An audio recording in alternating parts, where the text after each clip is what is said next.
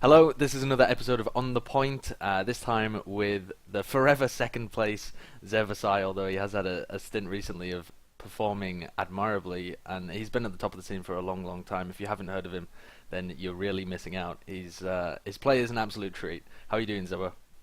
I'm good, thank you. So, I'm going to be talking to Zebbosai about a range of topics, about his history in the scene, the teams that he's played with, some various pieces of drama that I've come across whilst I was trawling back through his history and stuff like that. But if you want to skip through a specific question, the links will be in the description box below, and you can click on one of them and skip to any question that takes your fancy. And before we start, I just thought, Zebbo, that we should run through just kind of a basic overview of your career. Just in a few sentences. But when I was thinking about like how to do this, I realized you're probably one of the more difficult players to really do it for, because the way that I think about you, when I first came into the scene, you were playing for the broder team with Maxi and Fanver and then you went on to play in the legendary broder team that went to I-49, etc. And then you played with nerdRage, which is where I think a lot of people are going to really remember you for, because it was so so recent in the past.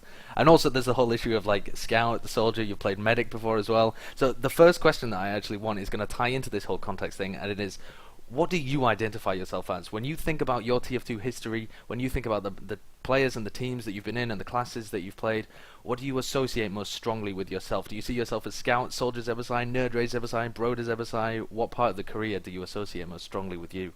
Like a calling pocket soldier, I guess, because that's like in broder, and that's, I guess, for me at least, it's my favorite team and that I played with for the longest. So I'd say calling pocket soldier. Are we talking broder as in the I-49 era, where you're playing the pocket soldier with Mirelin, etc.? Yeah, towards the end in the first broder, I also called on pocket, but then Torden left and I played medic, so that doesn't really count. And so when you think of yourself, that it's not as the nerdRage soldier that managed to topple giants in the upper bracket final. It's not as these more recent things, not as the actual victories that you've had. Instead, it's as the rock solid pocket. No, I never thought like I got up to my potential on roaming soldier with the gunboats, at least early on with when I played roamer with shotgun. I think it was good, but not with the gunboats.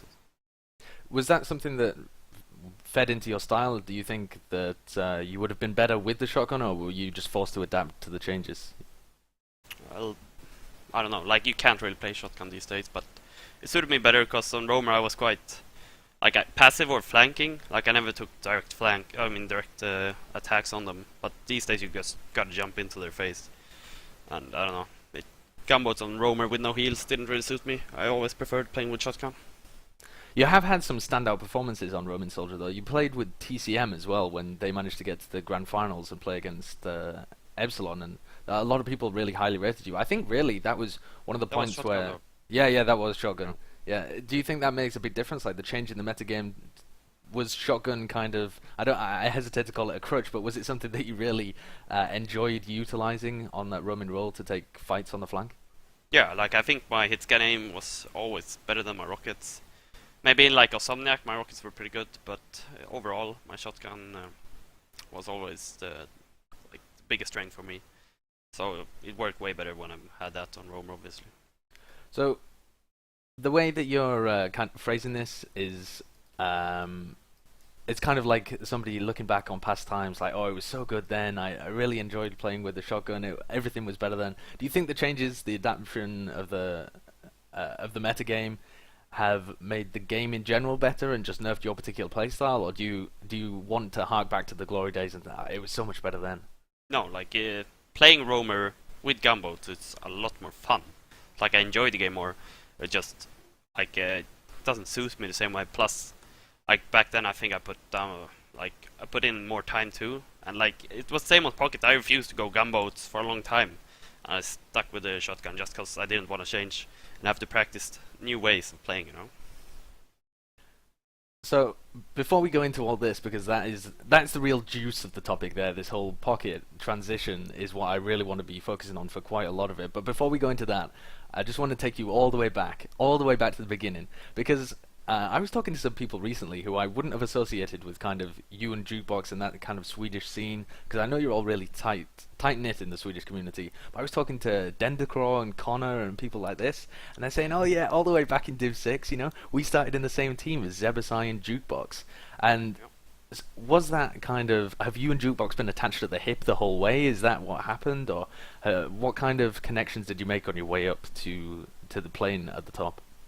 Well, me and Jukebox, we played Counter-Strike Source together, and then he started playing TF2 and I moved because he played it and joined his team eventually. But what was the question, sorry? What kind of connections, what communities were you involved in on your way up? So you joined with Jukebox, and then you went into a team with Ghent as well, didn't you, a little bit after that? I was just like a massive, I just jumped teams. Like, first thing I did in Div 6, I added everyone that was in Division 1, the highest division back then, asked them for a trial. One of the Swedish teams, like Eat Them All, actually trialed me and offered me a backup spot. And that was like Division 2, though, high Division 2, and I was still Div 6, played like 2 official games. But I said no and continued playing Div 6 because I wanted to play more than just a backup role. But like, I always try to get to the top fast, so I jumped teams a lot. Like Broder, Season 10 was my first full season, because I just kept jumping teams. So, do you think that did escalate you up the divisions, or did you lose out on some experience because you were hopping teams all the time? Was it positive or negative doing that?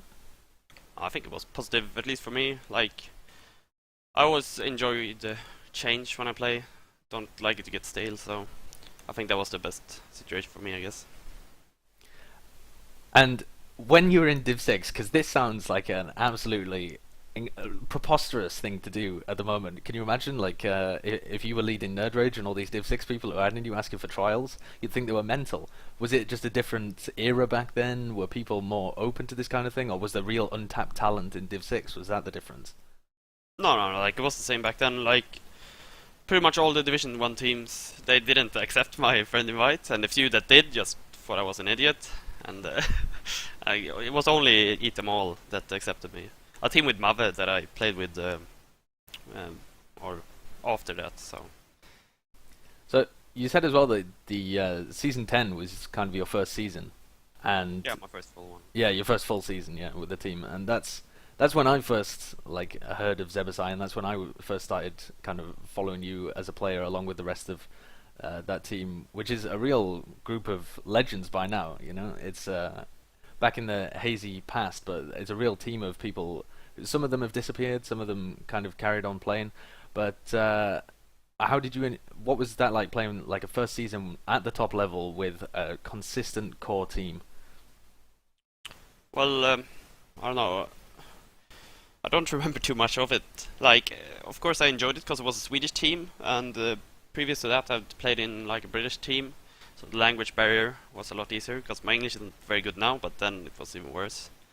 So, and then, I got to play with Torden and Maxi, Fanva, and they were legends even back then, so yeah, it was amazing. Do you feel like that really helped you elevate your own playstyle, or were you just still learning, still getting up to that level? No, like, Torden improved me a lot, especially in the... Because, like, right as I joined, he tried to make me the second caller and just pushed me in that way, and obviously I main called for some teams after that, so it was a huge part in my success in TF2, I guess. And then this starts, or I think this starts, the off-classing shenanigans as well. Back at this point, Fanva left the team, and then Dr. Leon switched over to Pocket, and you went scout for a short brief while. You also played medic at some point when Torden left. What was going on there? Were you just a jack of all trades at this point, or were you still trying to find the class that had its calling for you? Like, all my way up TF2, I've always changed classes. Like, I started playing Soldier in Season 9.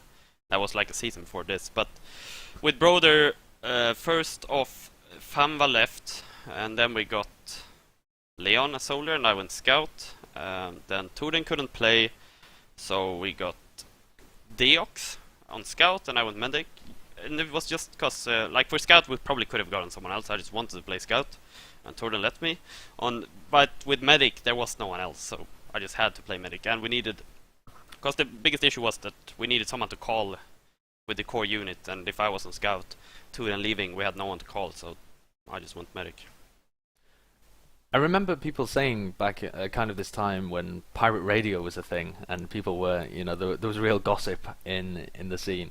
I remember people saying kind of Zebbosai is this person you can expect to play Premiership on all of these different classes, but at this time I don't think people properly rated you as like an absolute god tier on a specific class. Perhaps because you've had such a range of experience or something like that. Did you at any point want to hone in on one class and become the best at that? Was that kind of what led to you becoming Pocket later on? No, like I just felt like I went Soldier super late. It was the class I played the least. So I went Soldier first time in Division 2, and it just clicked for me right away. So I don't know, like it was the best class for me, I guess. But even with my first Prem team or second Prem team I joined, I'm most famous with, I guess, the TCM roster with Byte. Early on, he wanted me to play Scout for that team, but just that we couldn't find Soldiers. So then I Soldiered, and I obviously stuck with it. For a while at least. Have you always been happy just to fill in that, the spare role that the team needs in order to make the team better, or have you wanted to have a passionate interest in playing a particular role whenever you join a team? No, not really. Like, I just... Back then I thought all the classes were fun. These days, I just went Scout because I didn't enjoy Soldier, and I wanted to see if I could keep on playing TF2 with a different class, and it worked for a while. I enjoyed it a few seasons longer. But back then I just played whatever the team needed me to do. Has it managed to keep it fresh then? Is the constant changing of classes something you do in order to keep the game fresh for yourself, in order to get a range of experiences on different things? Yeah, I definitely did towards the end. Like after I-49, that was like I got super bored with Soldier, so I had that one season with Willy Wonka on Scout. And then obviously I ended up on Soldier again because I was too. And I don't know, I still thought it was boring, but there were so few top Soldiers in Europe. And I don't know, Scouts, there weren't any like top Scouts, but they're decent Scouts were there, but the Soldiers, there were just nothing. So we'll bring it back to TCM. Am I right in saying that you said this is the team you think you're most famous for? This TCM. Well, the beginning, like that's where my people started recognizing me, I guess. Because like season 11, I had the season 10. We won Division 1 with Broder, and then we just played one Premiership game and folded. So I joined this team with Anti, Admirable, shit like that, and Quad even. And Carnage Esports. Yeah. Carnage Esports, the only team to beat Epsilon that season. Yes. Gravel Pit. Renamed their team to We Won All of Our Prem Officials or something. So I don't know. People don't really remember me from that though. I think like if they think back on my career, they started noticing me in TCM. I'd imagine because back then like I wasn't supposed to be picked up for that team. I guess like people weren't expecting me to be playing in a top team because it was only top names like. To start with, we had Himsi, Hox, Xerox, Byte, kaidus. But kaidus got in towards the end though. Because we had Fisher, Xerox in the beginning, and then Himsi, Demo, me, Hox, Soldier, Byte, Medic. But then Xerox left obviously, so Himsi moved to Scout, and then we got kaidus. So, do you feel like that was a breakthrough season for you? Do you think that without that you'd still be, or not still be obviously, but you would have lagged a season behind, 2 seasons behind, still be waiting for your breakthrough chance around this season 12-13 era? Yeah, if I didn't perform that season, I'd be stuck, mid-tier Prem for a few seasons, I'd imagine. So, it was a breakout season, I guess. What was that like playing in that TCM lineup, where you're playing with such a range of personalities who had all come together? I mean, Byte, kaidus, and then all the Dignitas legends as well. Was it kind of like a starstruck thing for you coming into this team with all the big guns, or was it just a clash of personalities? What was it like playing with that team? Well, I'd still been around like the pickup 2 scene for like a few seasons, so I've played with them. It wasn't like Xerox was a big thing because I remember when I started, I really looked up to his scout play. But he didn't last very long because he had fallen off skill-wise. But no, I never got like starstruck or anything. Was it? Did you form a fast bond with some of the people in there then? Because you went on to then play with kaidus and some of the guys from Dignitas in the future.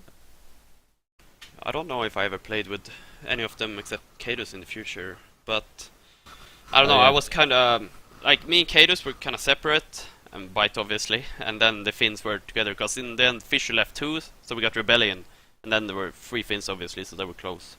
And me and kaidus weren't that close back then, so I wasn't really like at the LAN. I was only with the Finns really, so I wasn't close with any of them really. And the I-46 kind of era is what we're heading towards when we thinking about these teams. And that was kind of a really strange era for European TF2, because when you think about I-46 and the events afterwards, or sorry, just before, people tend to focus on Epsilon, and they only think about Epsilon and how they did and how they got crushed against the top teams of LG and Mix-Up. But there were other top contending European teams there. You guys had come second in the season just before that. There was Infused with Dan and Hat as well that were supposed to be contenders. But when you went into that kind of setup, what were your intentions? Did you think that you would be able to upset Epsilon, as you had done actually previously in a cup just before that?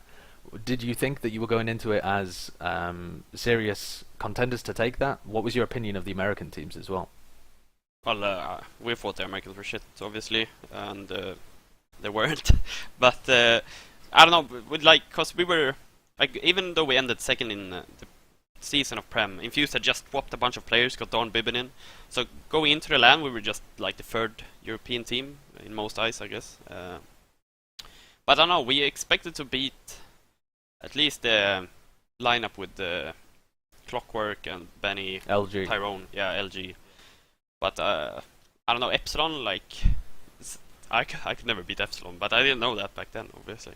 So I don't know, I can't remember our expectations. Obviously, you go into an event trying to win, but yeah, realistic expectations, I don't know. Because you actually had the best performance of any team against the American teams as well. You played against LG and you went 5-3 on Badlands and then lost the next map 5-2 as well on Gullywash.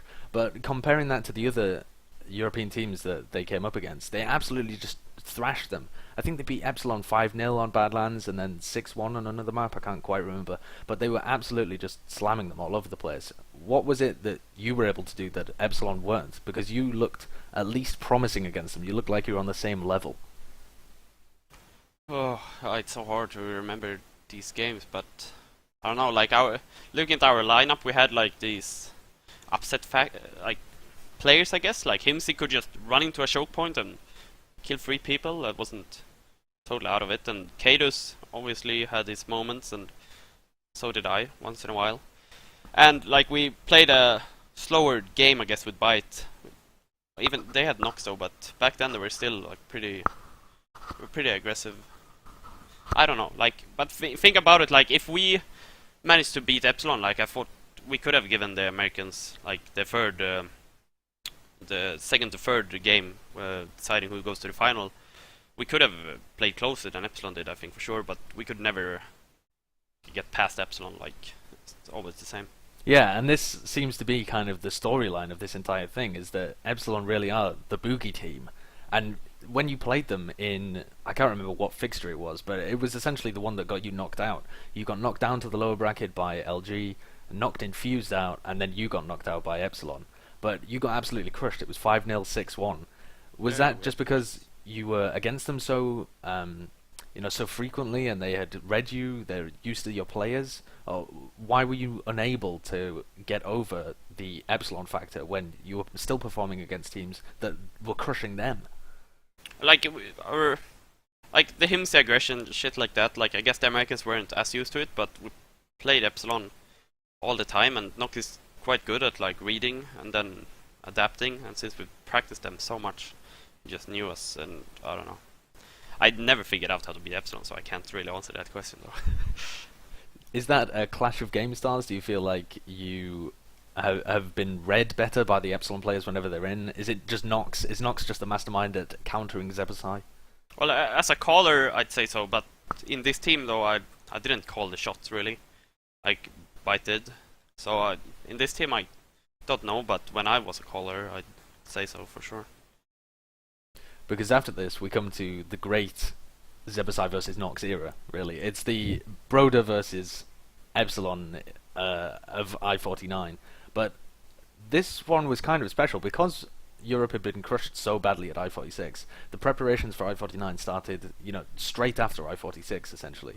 But you guys were a little bit slow off the line with broder. You didn't actually form that broder team until about halfway through the year towards I-49. So you were playing in the BFF team, with still with kaidus, and so you still had some kind of international players rather than it just being a Scandinavian team. And even when you started broder, you brought in tech as well, so it still wasn't the I-49 broder for quite some time. But you were playing with Dan, which is what I want to get into. What was it like playing with Dan? Because you were actually getting to the end of the era where Dan was considered a good player. Because Dan before that had been considered kind of like a big figure in as Soldier. But when he was joining that BFF team, and in the next 2 seasons, he was getting kicked from teams for underperformance. He was getting highlighted as the player most likely to choke or perform badly. Was it interesting to play with a player like that who's got such a big personality that ends up kind of hampering the team? Well, I don't know. The biggest issue with that was like I didn't pocket back then, and neither did Dorn, and he had the pocket and call, and I don't know. It was just our shoulder, the combo, like me and Dorn would never just work. I think that was the biggest issue because a few practice games we tried putting me on pocket, and we got like better results, I'd say, but I don't know, like I respected Don, because at I-46, that's when it all started. Like he went up to me and I think kaidus, and we tried making this team, so going into it I was really excited, but it ended up being super garbage. Yeah, it didn't quite work out for you guys in the end. I think you ended up finishing third, when you guys were really just aiming for that top spot. You had the talent to be able to take it to that point. Was any of this with the aim towards I-49, or was this just another team? No, like after I-46, at the event, Don started poking at us. So the goal was I-49 for sure. And when things started to go badly, when things started to slip, is that the point at which you realized you had to make some changes? Were you still looking towards I-49, or did you just start drafting in players that you enjoyed playing with? I don't remember how it died, BFF team. Oh no, like Don wanted to kick me and Mirelin. Yeah. And then me and Mirelin decided we want to form another team. And Tech talked to Cookie, and Cookie said, yeah, let's make a team, and then Cookie went to me. And then we got, like, we all said, if Rib plays, we play. So when Rib agreed to it, then Bibben joined up too. And that's how the team started, I guess. How on earth did you get Rib back from this 2-year break? And why were all of your hopes kind of hinged on him when you had, you had kaidus, who was still in BFF? I'm sure he would have joined broder if asked, probably, but yeah. Why were all of your hopes and dreams pinned on Rib, and why did you think you could draw him back from this 2-year-long extended vacation that he'd taken from the scene?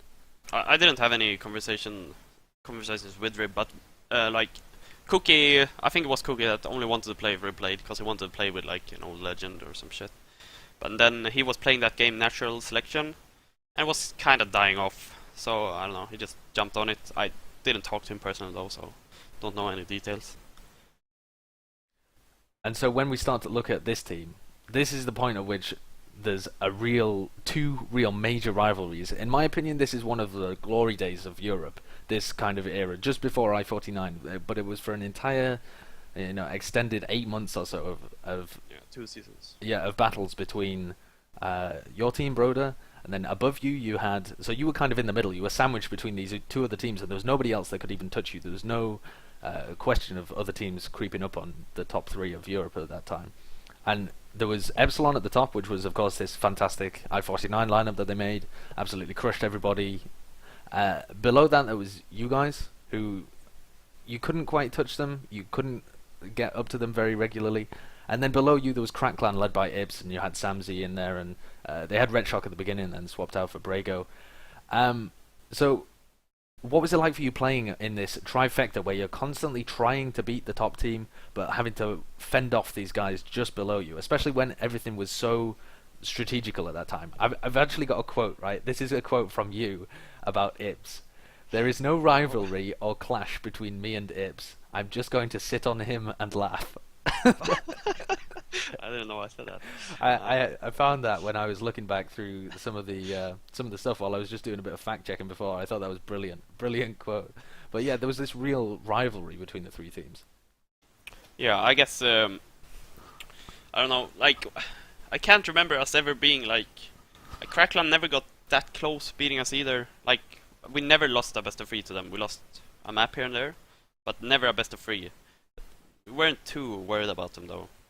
They did beat you in a best of 3 twice, actually. I think they beat you. Yeah, they beat you in the sorry, not the grand finals, the semi-finals of season 13, and then in that was BFF though. Oh, was that BFF? Right, I see. That wasn't broder, so that was them creeping up on you before you'd actually made the god tier team. Yeah. So when you'd actually formed the broder team, you felt like they couldn't quite touch you. Well, not starting off, but starting off they weren't regarded as a top team either, because they got all these new players like Samsi. People didn't know about him, no one knew about Ipz, or at least I didn't. So like starting off, you weren't fearing them. First season they played, and season 14, I don't think they did that good. Well, they got like third, but I don't remember them being like they started getting better season 14 as they got rid of Brigo and got kaidus. I don't know, like. Looking back at it, I don't think we ever like feared them. Obviously, we prepared them, didn't want to lose them, but our focus was always on Epsilon. And what was that like going into the games against Epsilon? Because the context at the time is that it was really quite strategic. You had these 3 big callers. You had kind of Nox and Numlock leading Epsilon. You had, I don't know, the broader team was kind of shrouded in mystery, but I assume it was kind of you and Mirelin making most of the calls. I want to talk a little bit about that afterwards, but it's... And then you had Ipz leading the Crackland team, and you 3 were preparing against each other. And so what was the level of strategy like? What kind of thought did you have to put into the games at that point? Is it more than it has been recently? Did you have to like strat against teams, prepare against them? Well, just to clarify, like back then, Mirelin hadn't started calling. He kind of started after he played with Nox in TLR, then his ego got massive. But back then he didn't really call, so it's like I had these 5 silent players, but they did everything I said, so it was super easy to like it was the easiest team to call for that I've been in. But like I never really prepared too much. Like we had a few mids, but my goal with most of the team is just have the defaults down to almost perfection and just play off that, and then adapt mid game. Like we didn't have much set strats, and I guess that's a big issue. Like I'd never studied demos. I've always hated that. Whereas if I did, we could have beaten Epsilon. But like a big thing for them, I've always thought like why they beat us, because back then it was very strategical and it wasn't as much focus on the aim as it is now. And they had the 2 callers, and Nox is obviously the best caller to ever play, and Numlock is like top 5, I guess. So that was a big strength they had over us, but we never really did that much preparation because we were more a DM-based team, try to have a good structure, good defaults, and play off that. Do you think that did actually let you down then? If you had a time machine and could go back to that time, would you tell previous Zebbosai, just watch some demos, kid. Just look at some strats, create some counter strats, some mid fights, some plays that you can make. Would that have actually helped your team? Obviously, we had some plays. Like I don't know. I should have watched some more demos, but it's not like I didn't do.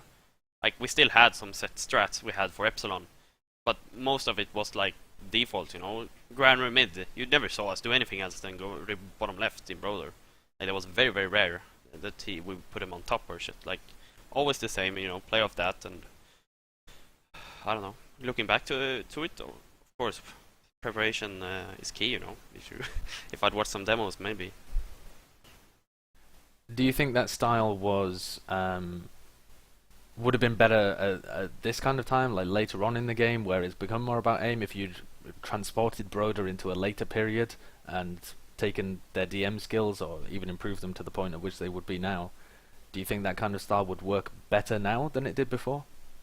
Well, a big part of it was me taking so many heals, playing pocket with shotgun, and I don't think I can have the like for me to call properly, I have to be in the action all the time. You know, I can't sit back. And if I play Gumbos, I can't really do that. So I don't think the whole broder playstyle would have worked. Like would have had to change a lot. We couldn't have such a static caller because like it was really only me calling shots. Like the rest were pretty quiet. Was that the first team that you started main calling for, or at what point had you developed your calling style when you were playing with broder? Yeah, I guess. Like I did some calling towards the end in broder and the previous version, but yeah, that was pretty much the first team. Like I did here and there in a PCW with BFF, but mostly I was on Rome and couldn't. Like it all started because like I watched some American LAN, and there was one of their pockets got a bunch of heals, and I thought, yeah, I want a bunch of heals.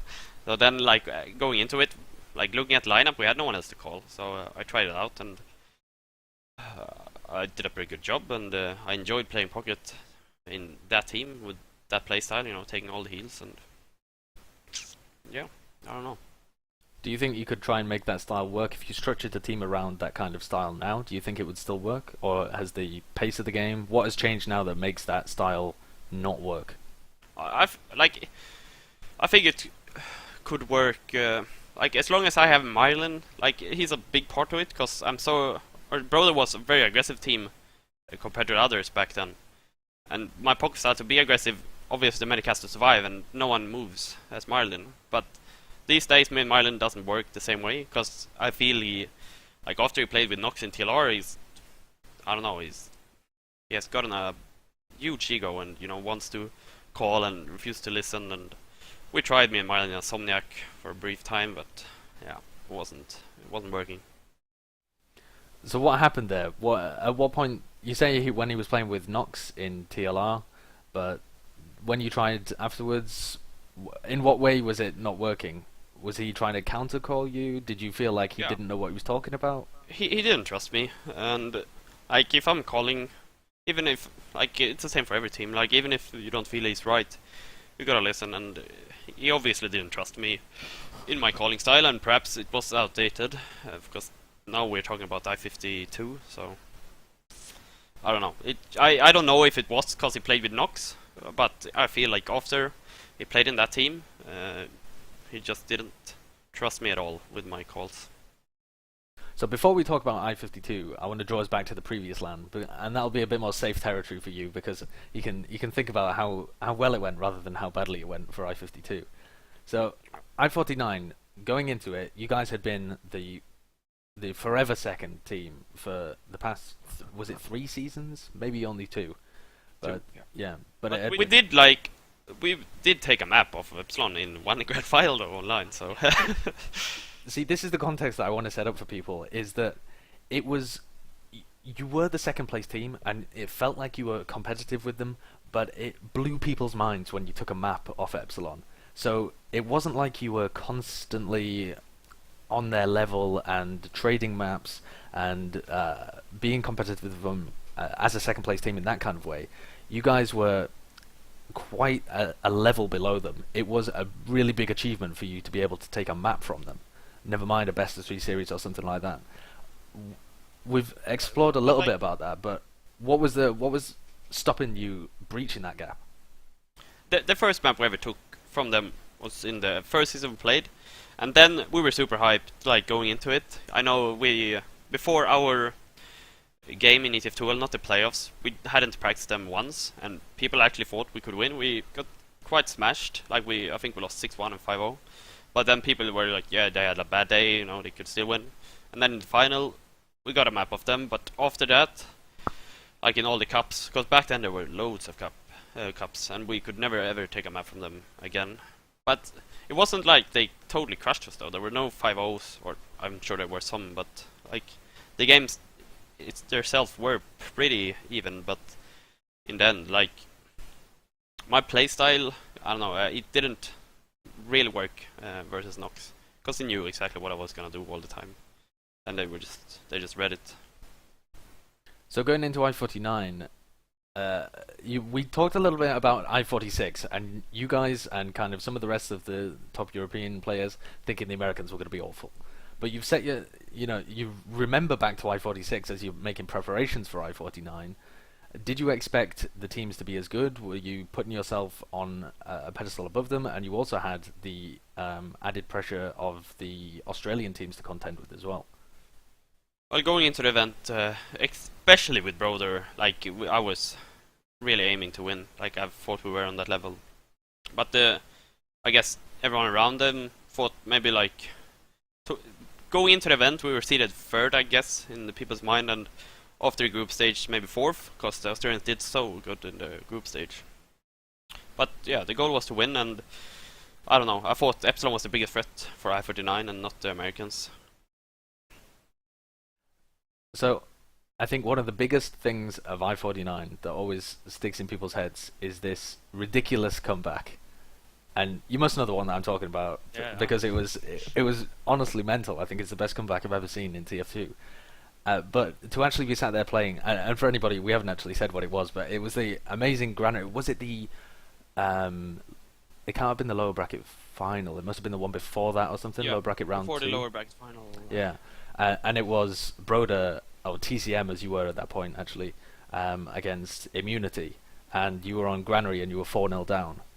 Now people, yeah, and people always talk about that in the context of I am choking, and they always talk about how they couldn't quite cement themselves as a top team because they weren't able to hold on to that 4-0 and they just let things snowball against them. But what was it like for you? What did you have to do leading your team to be able to create that kind of situation? Because it must have looked absolutely dire for your team. Yeah, but like it started off, we were on last, 10-11 minutes left. Like we just went YOLO, let's push. You know, you don't push out of granary last, it's super hard. But we were down 4-0, not much time left, so we tried to push. We kind of wiped them and got around really fast. And we just went off that momentum. There weren't much calling to it, because every mid, like we changed our mid, we put rib top, Jukebox jumped bottom right, like the high jump, and I jumped from the top, and we both landed on their balcony, because all their mids were based around the balcony, and crushed them that way, and they just didn't counter it.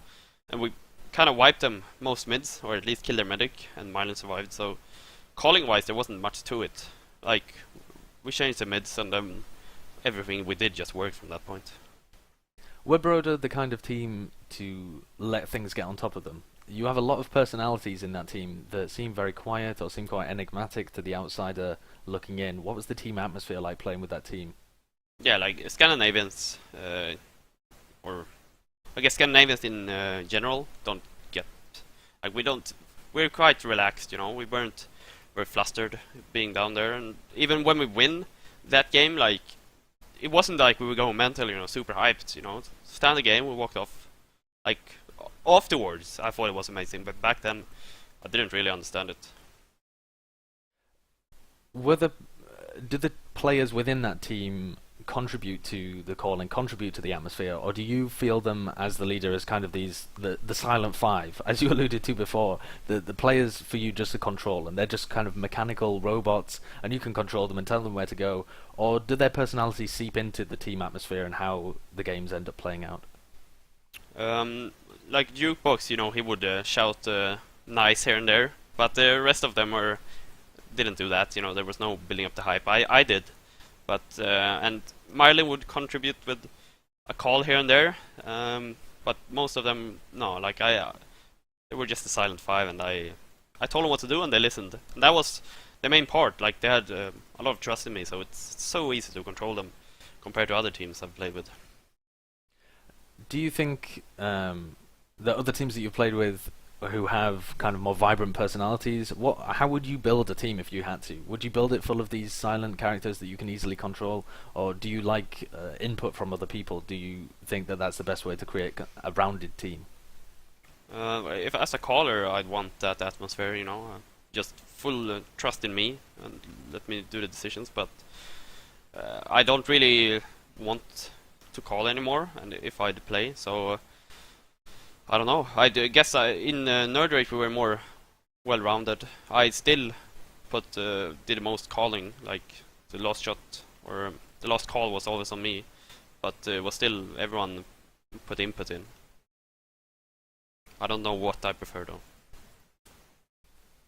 So let's get back to this Mirelin issue, because there's a real storyline here that's quite interesting, because you played with him for a long time in a lot of different teams. You played with him in this BFF team, then you played with him in Broder, you played with him in Awsomniac at I-52 as well, and I'm sure I'm missing out some other teams in the middle there. But there was a long period of time where you and Mirelin were kind of the combo, the European combo that were just attached together, kind of in the same way that Mike and Nox were for that kind of period of time, I guess. Did you ever feel there was kind of like a 2v2 going on there of you and Mirelin against Mike and Nox, against Ipz, and who was he even attached to at that point? I can't even remember. Two Nuts, yeah, he was Two Nuts. Was there this kind of combo-centric style to your play, because style to all of these different teams? No, like for Epsilon, you know, they split their heals quite evenly within the team. Namlock got most of it, and then Mike. Like same with the Crackland team. Like I got so much heals. Like a lot of the games, I got 50% of the team heals. You know, so there was no combo that played the way me and Marlon did. We weren't separated the same way. Like Mike would go for his solo plays and stuff like that. I just stick with Marlon all the time. So I didn't like compare our combos to any other. So what was the style that you were trying to... Because you were taking a lot of the heals, you were taking the impact from the rest of their team. Were you trying to free up the rest of your team, or were you trying to make yourself the impact player, putting all the responsibility on you? What was your thought process trying to craft this style of play with you and Mirelin? There was not much to it. Like as I said previously, I watched the American LAN, and I saw that one of their pocket got a bunch of heals. So as we went into Broder, that PSW there, I just said to Marlon, heal me a bunch. And then he did, and we just kept to it. So there wasn't much thought process going into it. And playing it, there wasn't much thought process either. Like, it ended up me being, like, taking a lot of damage, being the tank for the team. But that wasn't the idea behind it. What do you think is the best way to play Pocket Soldier? If you had the team organized around you in the current meta, what do you think would be the ideal way to play Pocket? I don't know. I think the Awsomniac LAN. I think I moved to. I played a pretty ideal pocket. But like if you want a player example, I'd go with Lansky. I guess like he's good with. He goes for some plays, but he's there when he's needed, and he doesn't take like wasteful heals like I did. He just takes what he needs and puts out the damage. And then, removing yourself from the pocket, Zebbosai will... We really should finish the iFoot nicer, though. Like, we beat Awsomniac, yeah, but we beat more than that, man. Yeah, you did, of course. You beat HRG as well. So, you beat HRG and then went on to the final as well. So, after you'd already beaten Immunity... Yeah, I can't believe I didn't carry on this story, of course. So, after you had beaten Immunity, you go on to the lower bracket final. And people, I think, were thinking that you were the underdogs going into this, because I think HRG had beaten you in the group stages as well. And they were even versus the Australians, because they beat us in the group stage too. We were the underdogs, I'd say.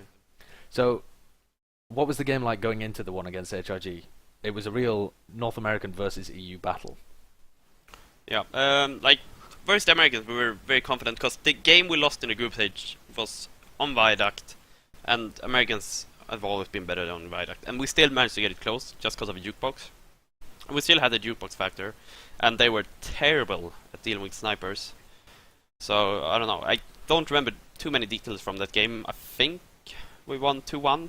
They beat us on Viaduct. We finished on Badlands, but I don't remember too many details about that game, sadly.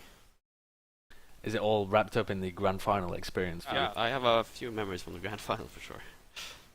So what was that like, playing on the big stage against your just consistent rivals? You've beaten off all of the competition in order to get there, in order to get to that position, and once again you're against this team which you haven't taken a best of 3 from ever, and you've only ever taken a single map from. Were you going?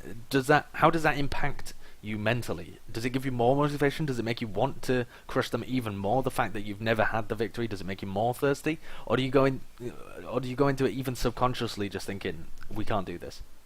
No, like that day we had beaten Immunity and HRG, so we had the momentum going. We had a really good map veto, because our balance game that LAN was really good compared to how it was online. But a story that few people know, I guess. Like we started off on Galleywash, and the unlocks weren't working for teams. So we did a gentleman agreement that we won't play with unlocks, mainly because Nox couldn't get his Ubersaw crits working. So we go into the game, we play, and then Jukebox obviously played Roamer on shotgun, and he never done that. Because Jukebox, before Broder, he actually didn't play for many teams. Or he didn't play for any team, really. So he had never really played Roamer with shotgun. And then we find out afterwards that during Galleywash, Gear was playing with gunboats the whole game. Of course, we didn't know that during the final, but I really think, like, especially for Jukebox, he was a big impact player for us. Him on gunboats, it could have been, because I think it ended 5-2. It could have been way closer if he had gunboats. So I'm salty about that still. Do you think that it should have been delayed, or there should have been something put in place in order to ensure that there was a level playing field for both of the teams there? I just think that if we, like, cause we agreed, like, towards the end, Mirelin and Jukebox got their unlocks working, so they had their unlocks. It was just Nox that couldn't get them working. So like we did it for them, and they still just fucked us over. So I don't know. I just blame them really. I don't think we could have delayed it more because it was quite delayed by that time. We had tried to get the unlocks working, but so I just blame, like, if we do an agreement like that, you know, you just gotta follow it.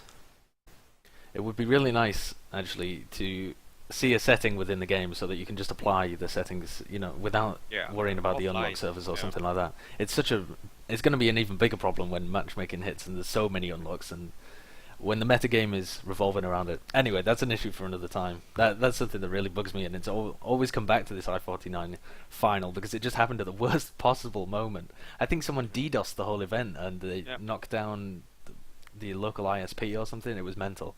But did that have an impact on you going into the next map? Did you feel salty about it? No, we didn't know that by that time. Yeah, afterwards. So like during the game, we didn't know this. We just thought they were better than us, and they were, of course. But then we got kind of smashed on Gully. But then we went to our map for the event, at least, that was Badlands. We got like a 4-0 lead, like quite early. There were like 20 minutes left, maybe. We had 4-0. Then it ended up 5-5, golden cap. And I remember this because, like, during the game, as I said earlier, no one ever speaks up. So, like, we lost every mid, we got wiped. Before the golden cap, we obviously had a break. So I asked him, like, what's the issue on the mid fight? And, like, Bibben just goes, yeah, Gear crushes me underneath the bridge because Bibben was playing slope. So, like, we just swapped it up. And it was that simple, and we crushed the mid fight. Like, I went slope, Bibben went on train. We then won the mid fight right away. Like, simple things like that. If we had more comms during the game, like, we could have won that easier. But, you know, that was a big thing that hurt us, I guess. And, like, I remember this so clearly, because Ryb didn't say a single word during the final. Because he is the guy, you know, he doesn't scream. And to hear anything, you had to scream during that game, so that was a big issue during the final. I think I've heard some kind of story that someone was typing. Were you? Yeah. Oh yeah, after we won the mid fight, and then like everyone started cheering because we were the underdogs. So for the last push we were doing, I had to type it out because we couldn't say shit to each other, you know. So I typed it out, we then executed it, and won. It's so mental. It's such a strange story that the the winning push of the second map that Epsilon ever lost was just typed out on a keyboard before you guys had to execute it. But I think that kind of sums up Broder as well. That you guys were all, maybe apart from you, were all very, very somber people. You all sat there. I'm imagining Ryb with this posture, and he doesn't want to be rude and speak over the top of the crowd. Yeah. Do you feel like the lack of comms ever hurt you in other games as well as that one, or was it just the crowd factor that made it a problem? No, like it did in other games too. Like I don't think the crowd was the issue here. Just in general, people didn't speak up about those kind of problems, and it's hard to like. I tried to changing the mids to adapt to that, but I can't see everything from pocket. So, like getting those kind of inputs, especially for mid fights, is something we missed in that team. But I still enjoyed the word of that quite too, because I spoke so much during that time, so there wasn't a lot of space on the comms either. And then let's drag you back into some territory that you're not going to be as comfortable in. let's talk about what went wrong at I-52, because you said that you were fairly happy with your own performance, but at this point, this is where you were having a bit of trouble with Mirelin, perhaps. There was some people have criticized kaidus for underperformance at that LAN as well, and you had other players on your team as well, like Zappis, who you just brought in to replace Flip, etc. It was a bit of an odd preparation time for the team, but I don't think it's even debatable that team had a massive underperformance at I-52. So what went wrong with that team? Yeah, I don't know. Like, I think my aim personally has never been stronger than it was with Awsomniac as soldier. Then, because before that I played in the daughter team, and I had to like hard carry to get anything done in that team. So I practiced so much, and I kept that up for Awsomniac. But going into it, I don't think we underperformed as much as people said. Like, Zappis was garbage, obviously, and everyone can see that. Knutson was way better on LAN than he was online. He still wasn't like, up to par with other roamers, but he played the role we wanted him to, and he did it better on LAN than online. But like, people don't remember, like, we were super close beating the the Australians. It was they won 2-1 in maps, and every map ended with a 1-point score. Like, I don't know. Group stage we played shit, but we got our stuff together the last day. It was just unlucky we couldn't beat the Australians. It was really, really close game. So I don't know. I think we didn't underperform as much as people say during that LAN. Looking back on it, are you happy with that performance after you've had a bit of time? It's my worst performance on LAN, so I'm not happy with it. Like, Zappis was a big issue there because he was not very good then. If we had Flip, I think that would have made us beat the Australians at least. I don't think we would have beaten Mix-Up anyway, because we got absolutely trashed by them when we played them. But we could have gotten the 4th spot at least with a better scout. Like, even Zappis could have stayed. If he just played like he did online, like, he was really bad at the LAN event, I don't know why. And so you switched to Scout fairly shortly after this, and I remember people talking about the way that you were playing a Scout and criticizing you for being too aggressive or being too stupid with how you're playing it, just running in all the time, Zebbosai's a free pick, etc., etc. But by the end of that season, that's bullshit, though. Yeah, by the end of that season, you'd won the Scout of the Season award, and you were, hard carrying your team in some of these situations. Do you think that you approach this from kind of a soldier's point of view of what you realized scouts were capable of? Was that what brought it through? Do you just have a naturally aggressive mindset on how you approach the game, especially with scout? Yeah, I do enjoy playing aggressive on all the roles, but like in that team, like, again, we had Zappis, roamer. He did a good job, don't get me wrong, but he never played soldier. We just brought in Ams, never played in Prem, Div 3 guy. P, never been any good. Before that, he was pretty good in Dota. What were we called? Nuts and rollerbladers. And then Knutson swapping to medic, and he was okay, but I don't know. Like, I felt for the team to work, I had to frag a lot, and if I play passive, take heals, I won't create the openings. So I just rushed in, and I don't know. I think I get pretty salty when people say like it's stupid, blah blah, because I don't think that team should be second. I really don't. Reason really should beat us with the team they had, and I think a huge part was that I was able to frag so much on Scout.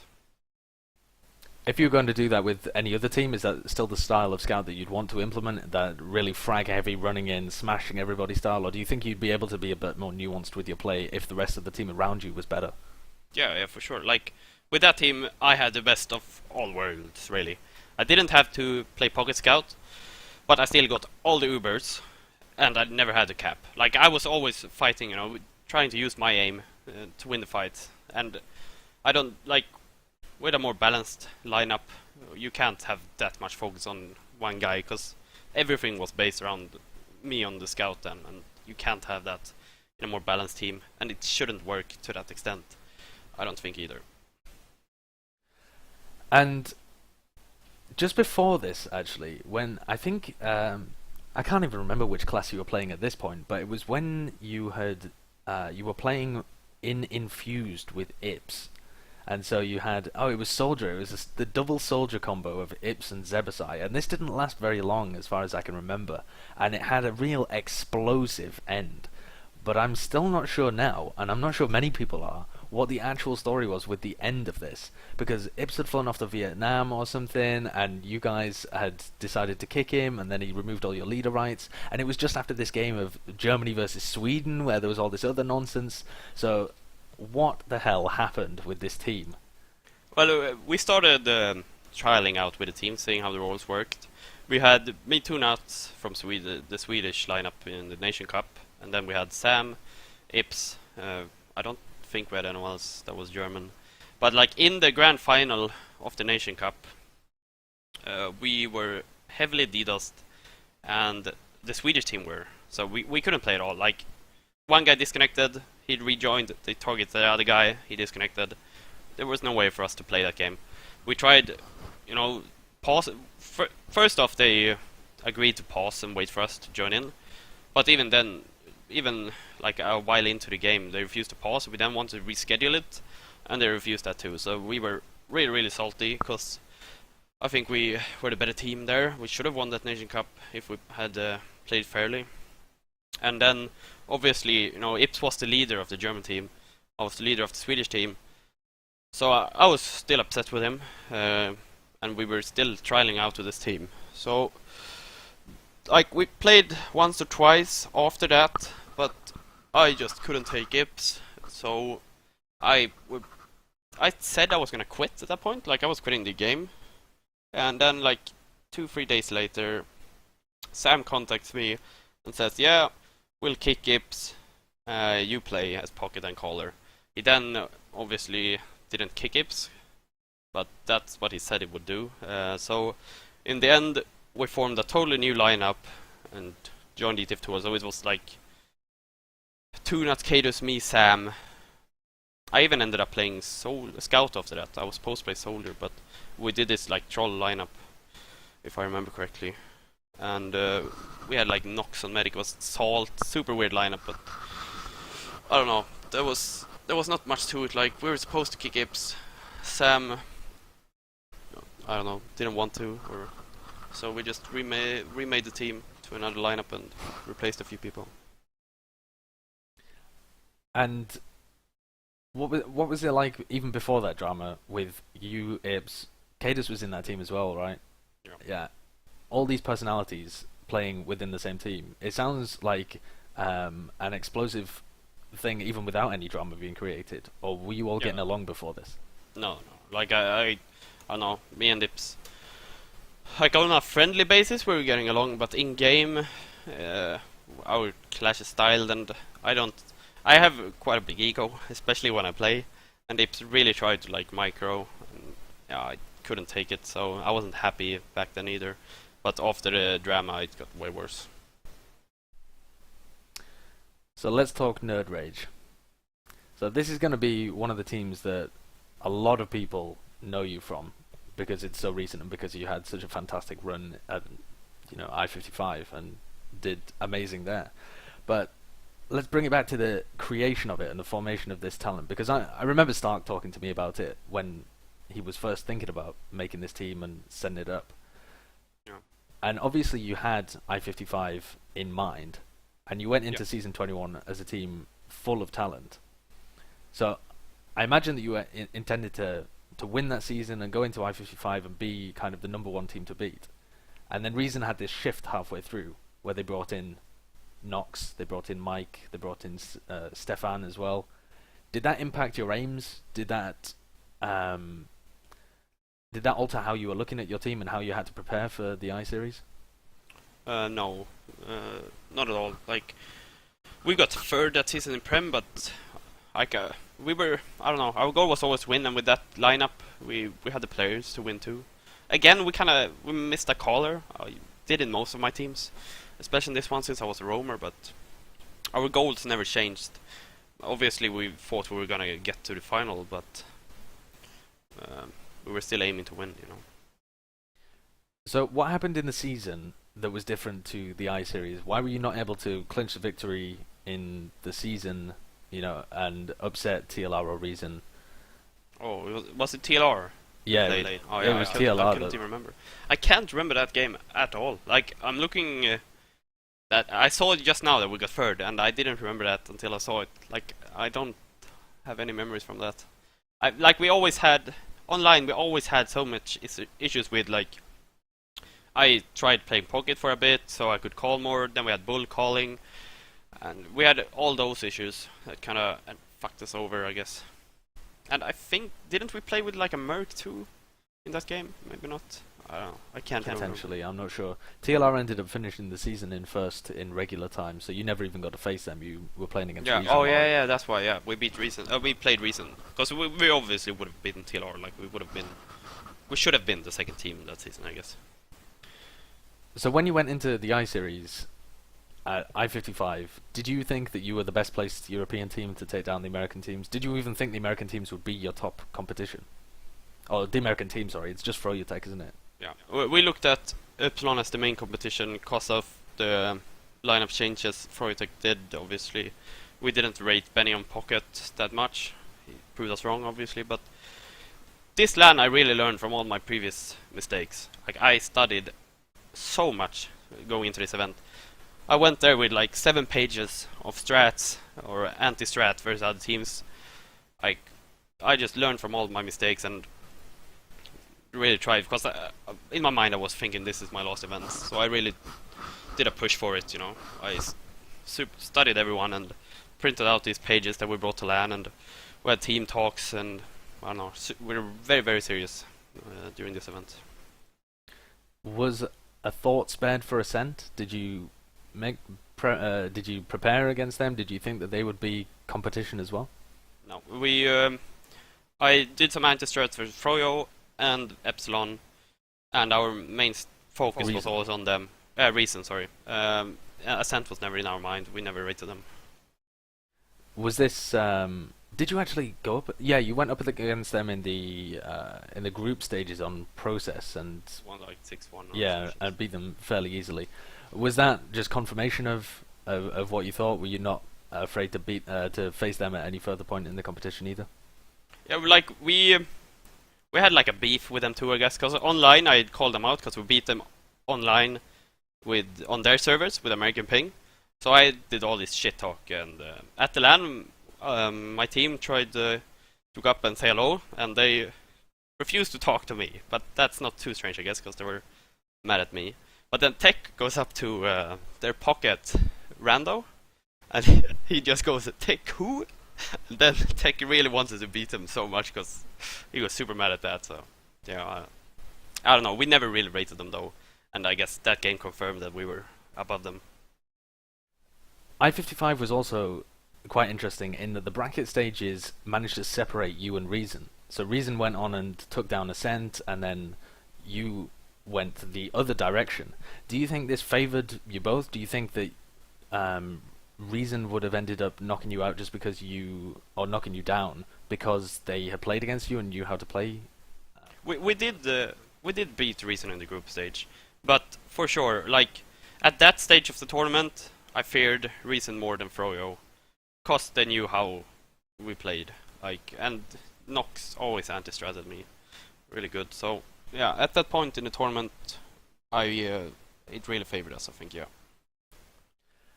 And let's talk for a moment about the upper bracket final, because that really is kind of the high point of nerdRage's success, and was a godlike performance from everyone on your team, including you in the process game. It was just a real unbelievable performance. But how did you manage to get that performance out of the team over that best of 3? It was a consistent, excellent performance, but we didn't really see you guys hit that peak at any other point over the course of the team.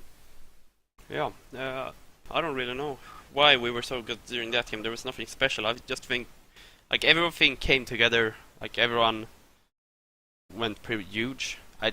I like it's just individually based that we could beat them because everyone was at their peak, and during the last day, as everyone saw, we couldn't get to that level. But there was nothing strategical to it. Like I think, like we played a very gimmicky game with nerdRage, you know. Like a lot was based on having a sniper, and if he didn't get picks, everything went to shit. Because then I went scout, and I know it was very gimmicky. And when those gimmicks work, we were able to beat a team like Froyo, I guess. What do you think were the strengths and weaknesses of nerdRage if you compare them to the other teams that you've played in and other teams around the same period of time? A lot of people kind of rate nerdRage as this group of individual players, and you played a loose style. You've said gimmicky. What do you think were what made nerdRage good and what made nerdRage bad? What made us good was obviously like we had the best scout in Europe, and I'd say the best pocket in Europe in tech, and obviously the best sniper and the gimmicks. But the biggest weakness again is like we didn't. I had during the event I had to call from roamer because we just couldn't get it to work with bull calling because language barriers, and tech didn't really understand English that well. So most of the time I had to call a thing, then bull translate it to tech, and then we executed. And when he had to call it, it just took too much time, I guess. So that was the biggest weakness, though, for sure. Like calling from roamer, it's not easy, and it really affected my play too. Like aim-wise, I think that's the biggest issue. If we had like a medic that could main call, or even because like I can't go pocket and tech go roam because tech is so much stronger on pocket, so that wouldn't work either. And tech was like our most talented player, like even above Stark, I'd say, like aim-wise. So we had to put him in his best environment, and then I had to take that hit, and we didn't have anyone to really call for the main unit. So what went wrong for you guys going into that grand final? Were you, after the upper bracket final, did you feel like you could repeat that performance? Did it feel like a fluke, like a one-off? Or were you supremely confident going into the next day's games? The map veto was a part of it. I can't really remember it now, but we vetoed a map each, and that is fucked up too. Like, we won the upper bracket final, we should have some sort of an advantage. Well, we didn't, but we vetoed, I believe it was Gullywash, because we weren't very good on Gullywash. But we should have vetoed, like, maps they were the strongest at. They were a good Gullywash team, but we hadn't played them on Gullywash, and they had already crushed us on Viaduct, but we still went towards Viaduct. And then the first map, we won. I played Scout, as I always did on Sunshine, and Stark on Roam. Part of it, like, we deathmatched or warmed up a lot. I warmed up on Scout and he warmed up on Soldier, so it took some time for me and Stark to get going when we swapped it around again. But in the end, like, playing Viaduct, huge mistake, and then they were like a stronger team overall. Again, the calling factor is huge, I think. And we couldn't, like, even beating them the first day, like, Shade had to drop, what, 2 Ubers in the golden cap, and we still just barely beat them. Like, with mistakes like that, we should be able to win quite easily. But still, like, it was a really tough time for us. So without those sort of plays, we didn't stand a chance. Let's talk Viaduct and the map veto system as well, because it's been an often criticized thing, but it's very easy with hindsight to be able to say, oh, well, they were unbeatable at Viaduct. But part of the reason we know they were unbeatable at Viaduct is because they kept playing it. Yeah, but we should have known that at that point, because I believe we played them on Viaduct in the group stage. We lost. Then we played them in the upper bracket final, because we didn't ban it then either, because we thought, yeah, Flippo was lagging during the group game, we can beat them now.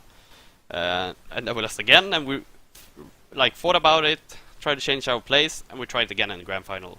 We tried it 3 times, and like changing our ways, but like the flippy sniper didn't work, and that was most like our Viaduct game was based around that. And that's why we went towards it too, because that's our biggest strength. But they were really good at countering the sniper on Viaduct, so yeah, don't play Viaduct versus Americans, I guess. That's the moral of the story. Yeah. So I got some questions that were sent in by other people as well.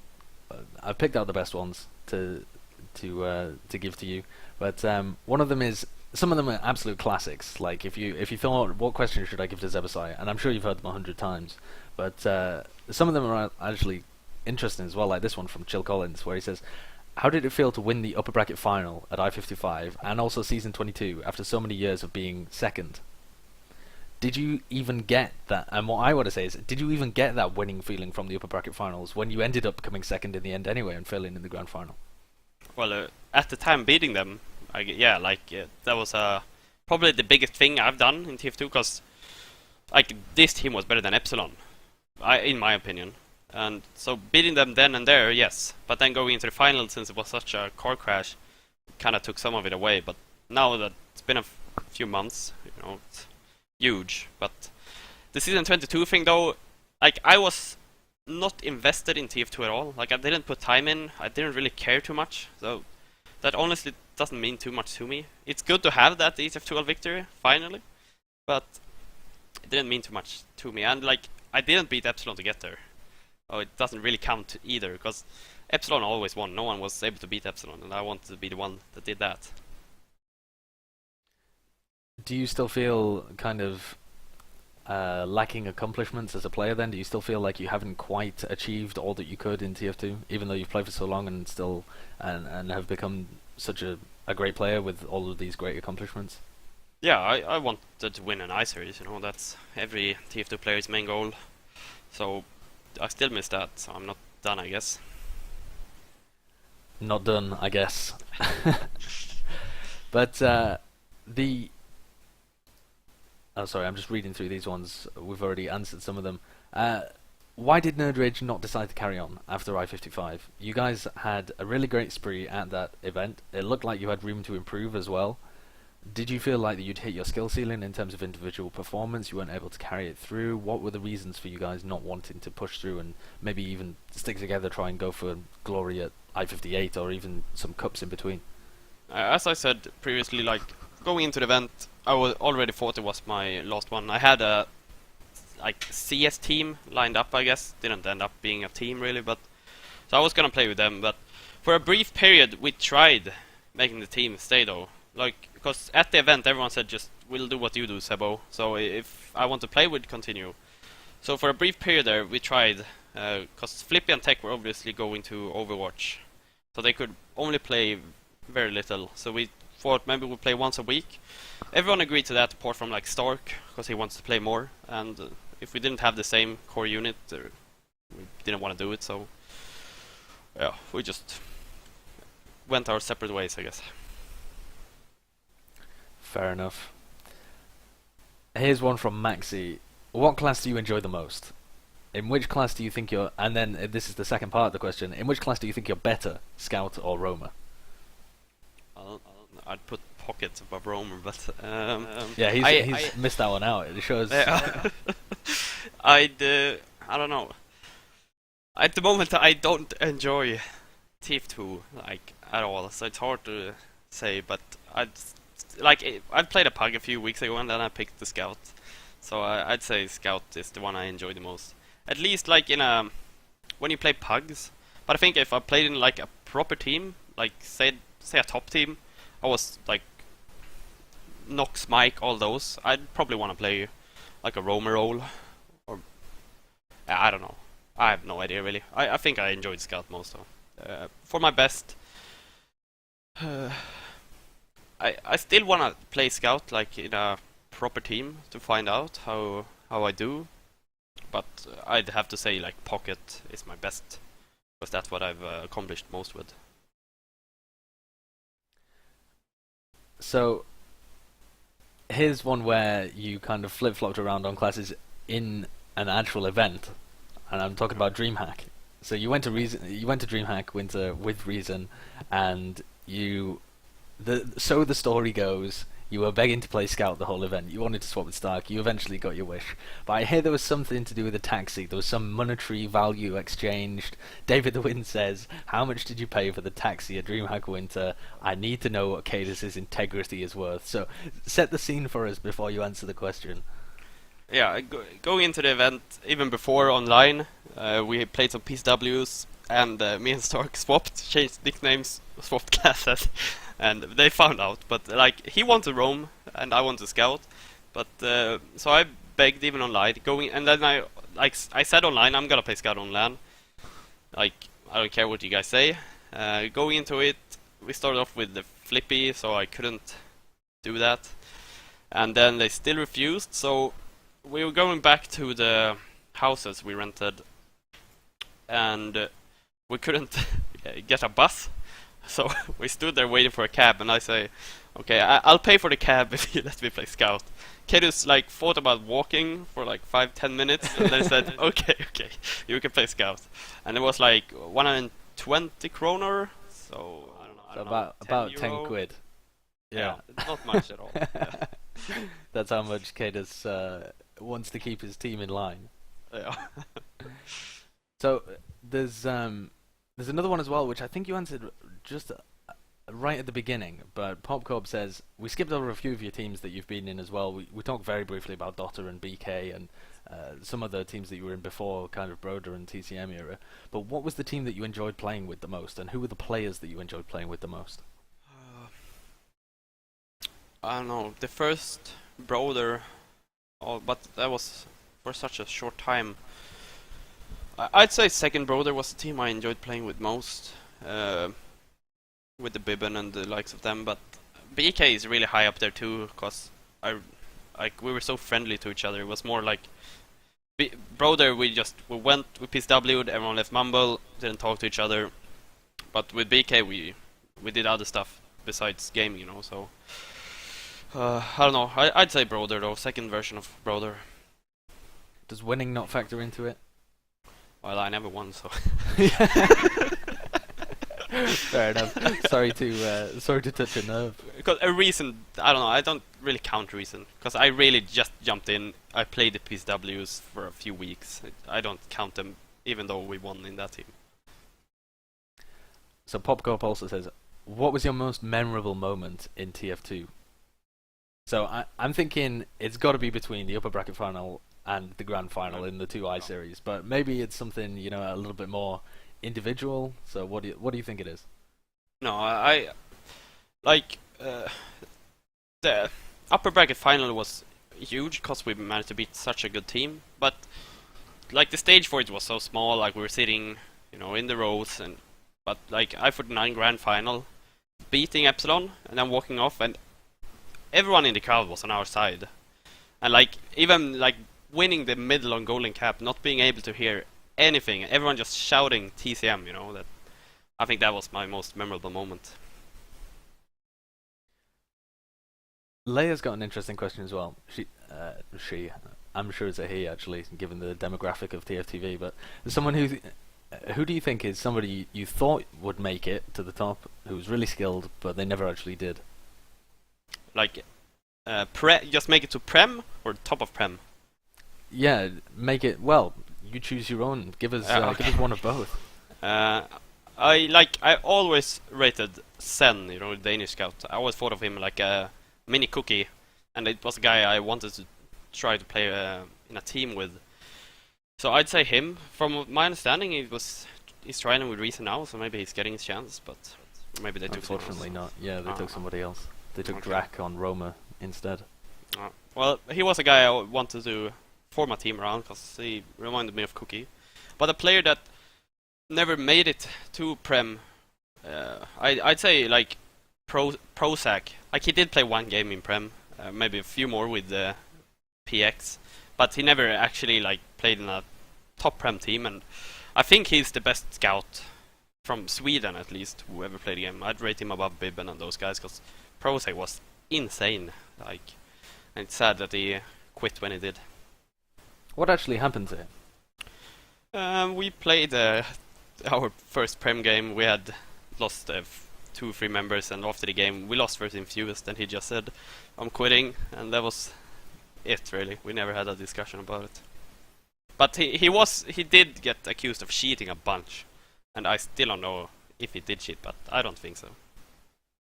It seems like you don't really have conversations in Sweden. You know, you say, "I'm doing this," and everyone goes, "Yes, okay." Yeah, pretty much. Do things not get discussed, talked about? No, like I'm one of the guys that want to discuss things, but most people don't.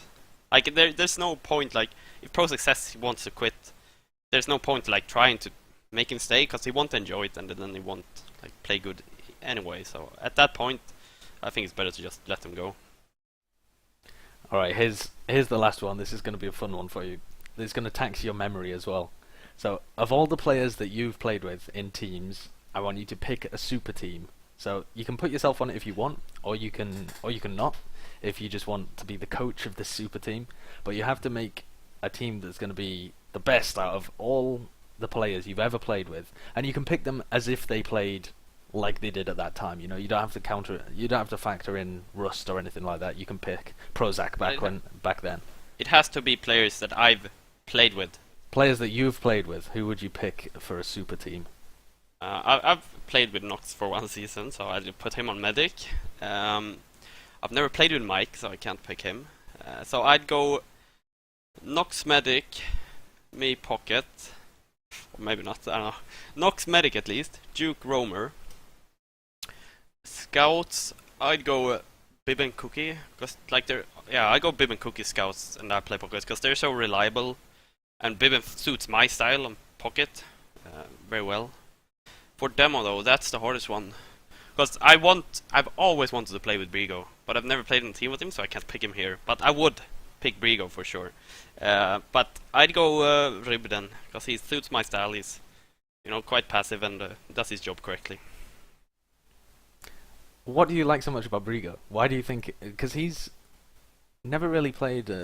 Well, he played in a top 3 team with Crack Clan, but he was constantly regarded as one of the less intelligent players on that team, or somebody who couldn't quite fit with the mental side of the game. But he was, a god with pipes and stuff like that. What is it about Brigo that attracts you to him? I don't know. I always thought, I've never played with him, so I can't really know this for sure. But I always thought Ipz used him wrong in his teams. He wanted him to be passive and watch the flanks, watch traps, play behind the combo. But I just think back to Broder and say Brigo is the demo behind me, and like I'm just walking forward tanking. Him being able to play aggressive, shoot his pipes. I don't know. I think that combo would just be insane because his DM skills are so good. I don't know how it would work though, because maybe like we're too aggro, we both die. Because with Rib we always had that reliable guy in the that could save us towards the end. But I always want to try out a team with Brigo and having him like as a main guy, someone that you rely on to win games. Put him in a big role, Alright, last question. I know I said the previous one was the last one, but this one's... I've written it down, and then I've written like who's asked them, and this one I've just put everybody. Because literally everyone has said, are we seeing a comeback? Is this going to be a Zebbosai? Oh yeah, I'm quitting TF2, I'll be back in a week, guys, don't worry about it. Have you got any plans for I-58? Do you still want to compete, want to accomplish, the I-Series victory that you have missed out on in this game? I never stated that I was quitting just because, I don't know, I might want to come back. But for this moment, like, I don't want to play TF2 at all. I do, because the thing is, I kind of want to play it just because of the matchmaking thing, in case maybe it gets bigger. But like the game is so old, I don't think even with matchmaking it's enough, because the game is too old for it to be a push now. They do it too late, and I just I try to enjoy TF2. I tried to enjoy it in recent, but I just can't get any fun of it. I tried swapping classes in that team too, and because towards the end I was so bored with TF2 I had to go scout, and then I squeezed out the last fun I had in TF2. And then with nerdRage and onwards, it was just a pain. I never enjoyed it. So I don't think at this moment in time I won't come back in the near future at least. Maybe season right before LAN if I have the motivation, I guess. Are you going to still be cheering for Reason Gaming, or are you supporting your buddies that were playing there? See how Drax's doing. I haven't kept up with TF2 though. I don't know the teams besides Reason, but yeah, I guess I'll cheer for them. I like Stark and those guys. Alright, well that wraps it up for our interview with Zebbosai. Thank you very much for talking to us and giving us your point of view. Do you have any shoutouts before we go? Yeah, please follow me on Twitter. I'm gonna try to use it more. I'm just Zebbosai. And I've set up my stream, and I've streamed some Counter-Strike a few times. So please follow me there too. I'm gonna stream a few TF2 games, like some pugs here and there. because pugs is still fun. You know, you can just run around and shoot. So please follow me on Twitch and Twitter, and thanks for doing this sideshow. And how is the CS going? It's going alright. I'm currently trialing out for like a Counter-Strike team. It's not something amazing, you know, but I really enjoy it, so hopefully get somewhere. Yeah, well, good luck with that. I hope to see you back in TF2. Not that I want your CS dreams to crumble and fall into dust, but I want your CS dreams to crumble and fall into dust. Thank you very much for talking to me. If you want to check out the previous episode with Banny, that one will be right there or there. I can't remember which way I flipped my webcam, but it'll be up on your screen now if you want to take a look at that one. And my next interview on The Point will be with a guest as unknown. So if you want to tweet any suggestions at me, that's at Sideshow Gaming, and you can look in the TFTV thread as well. But we'll see you next time on The Point.